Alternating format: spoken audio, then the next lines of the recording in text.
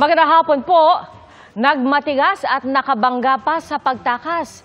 Nauwi riyan ang pahirapang pag-aresto sa lalaking nag-carnap sa SUV ng dating amo sa General Santos City. Sinisanti raw siya ng amo dahil sa umunoy pagdodroga. Ang maaksyong habulan at paghuli, tunghayan sa pagtutok ni Efren Mamac ng GMA Regional TV.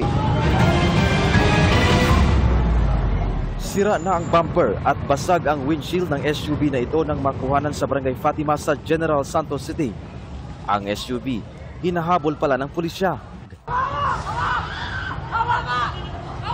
Nang tangkain itong umarangkada, pinalibutan na ito ng mga otoridad. Kinalsuhan ng bato ang gulong at pilit pinabababa ng mga pulis ang driver. Pero nagmatigas pa rin siya at sinubukan pang umatras para tumakas. Ang mga pulis, pinaghahampasan ng baril at bato ang salamin at windshield ng sasakyan para mahuli ang driver.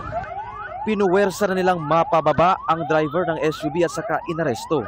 Ang malapelikulang tagpo at pursuit operation ng General Santos City Police sa driver na tinangkaw manong tangayin ng SUV mula sa auto shop ng dati niyang amo. Mismong biktima raw ang nagsumbong sa pulisya para mabawi ang sasakyan.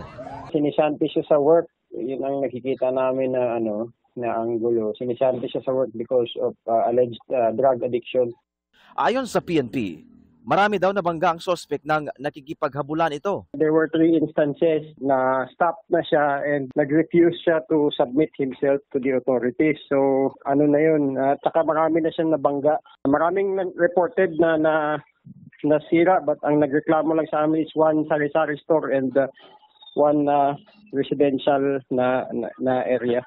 Nasa kustodiya na ng pulisya ang suspect pati ang sasakyan na kanyang tinangay. Sinusubukan pa namin makuha ang panig ng suspect, gayon din ang may-ari ng SUV.